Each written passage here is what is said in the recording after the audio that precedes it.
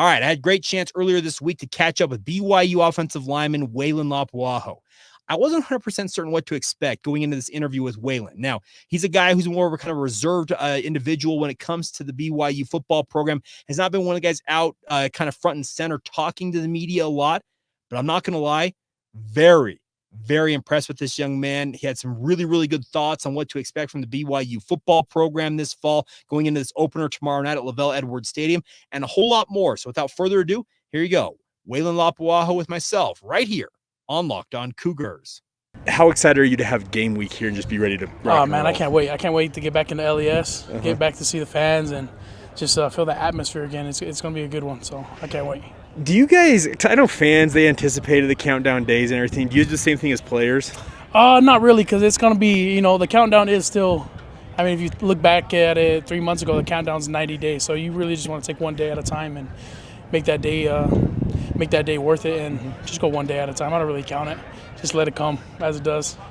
Now, Connor's been a regular on this podcast talking about how you guys, as an offensive line, he believes you guys have improved. Yeah. Do you concur with his assessment? Yeah, for sure, 100%. I feel like we improved at all 5 positions.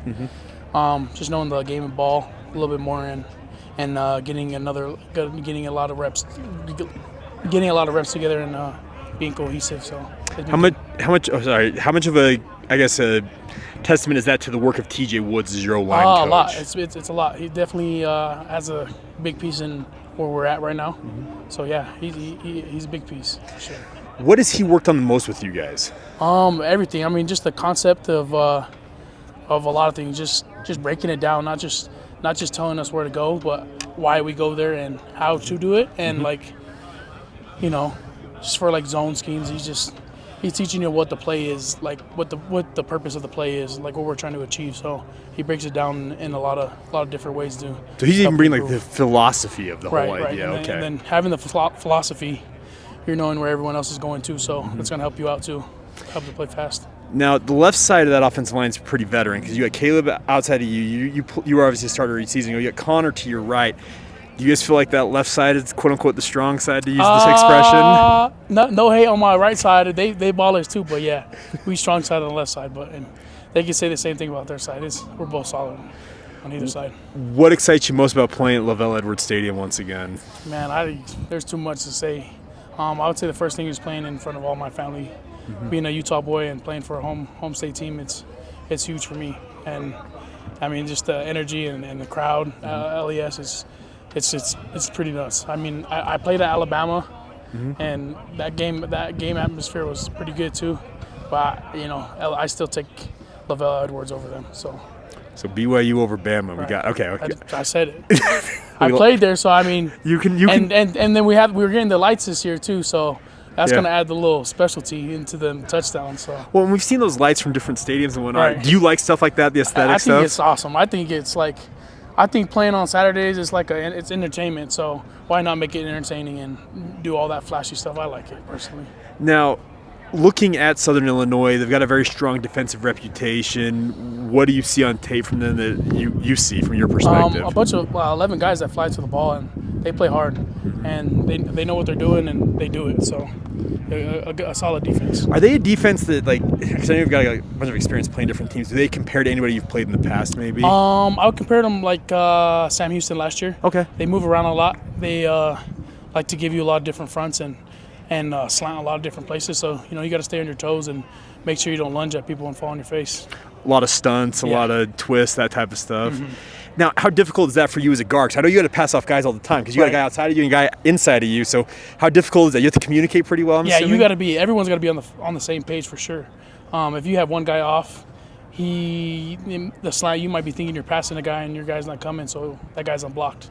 So everyone's got to be on the same page and make sure Connor IDs it right, and me and my tackle were making sure we pass off things and make sure he's there and I'm there. So it's definitely a teamwork type of thing. No matter who's a quarterback, because I know you guys are keeping that under wraps until game time, right. No matter who's back there, does that change anything for you? Nah, I full both of them. I'm happy with either one. I'm so ready to play. It doesn't matter to me. You just want to get out there and get after it. Okay. Yeah, and both of them are great quarterbacks too, so I trust both of them. What excites you most about the running back group? A physical bunch and that they're deep. and then they run hard too. So I can't wait for us as O-line and running back crew. We had a lot to prove. Now, I know you were a newcomer last year alongside LJ. Where have you seen him improve the most at running back? His vision and just his understanding of the game, of ball. You know, he grew. He was just a young buck last year. I can contest to that, you know. Playing young, you just play super fast and kind of just let your abilities do the thing. But this year I could definitely see him get more. I mean, even in the weight room and out here on the field, he's just dialed in, you know, like a veteran already. He's already stapled in. Well, you talk about you were a young player. You got a lot of experience. You've played, this is your third year of college football, and you've been a starter almost the entire time you've been in college. How much has that helped you? I mean, it's a lot. The game, nothing simulates game reps, so it's helped a lot. It helps me with my confidence, and, you know, just having all those reps it's definitely a game changer. Where have you improved the most, I guess, this offseason coming into 2024? I just think in being in the right spot. Okay.